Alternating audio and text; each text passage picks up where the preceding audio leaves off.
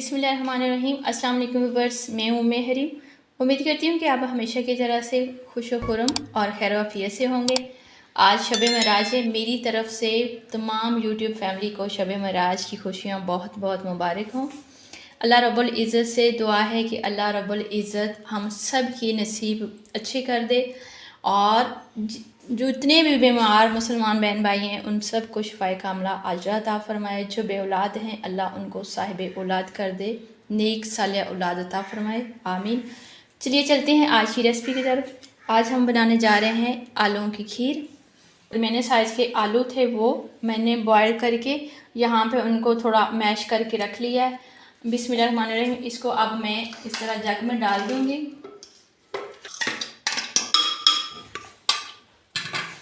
और साथ ही मैं ये 1 गिलास जो दूध है वो इसमें डाल दूँगी।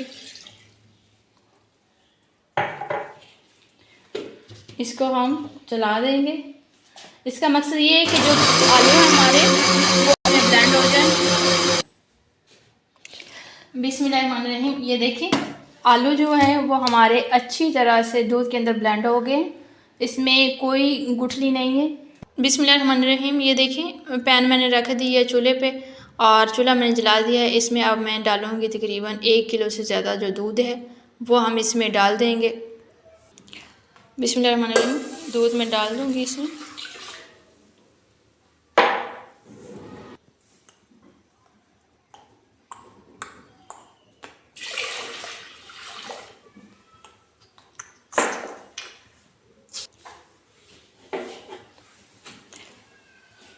बिस्मिल्लाहिर्रहमानिर्रहीम। यहाँ पे देखें साथ ही मैं 2 इलायची मैंने खोल के रखी है वो मैं इसमें ऐड कर दूँगी। दूध जो मेरा है वो पहले से बॉयल्ड है लेकिन मैं इसको एक बार और अच्छी तरह बॉयल कर लूँगी। उसके बाद फिर हम इसमें चीनी डाल देंगे।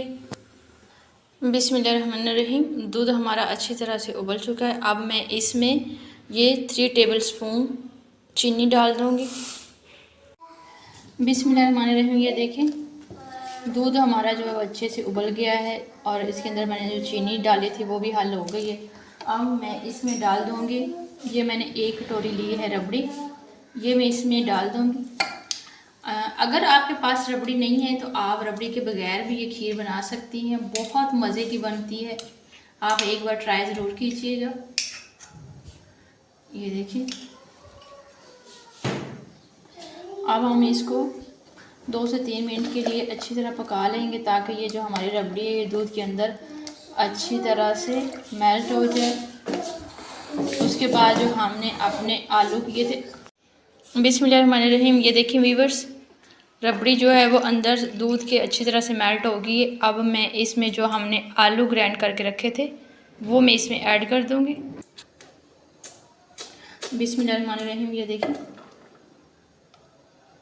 अब मैं ये आलूओं वाला सारा मिक्सचर जो है इसके अंदर डाल दूँगी। बिस्मिल्लाहिर्रहमानिर्रहीम। ये देखें आलू मैंने डाल दिए। अब हम इसको दरमियानी आंच पे 6 से 7 मिनट के लिए लगातार पकाएंगे और इसमें चम्मच से हिलाते रहेंगे। उससे ये होता है कि जो दूध हमारा वो नीचे नहीं लगता पैंदे में अगर लगता। अच्छा, अगर खीर का ये होता है कि दूध थोड़ा सा भी नीचे से लग जाए तो उसमें स्मेल बहुत अजीब लगती है। तो आपने ट्राई करनी है कि आपने इसको इस तरह छोड़ने देना, बीच में ये जो चम्मच है वो चलाते रहना है।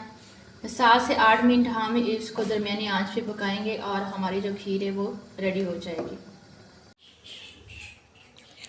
बिस्मिल्लाहिर्रहमानिर्रहीम। खीर हमारी तकरीबन तैयार हो चुकी है। अब मैं इसमें ये बादाम डाल दूँगी।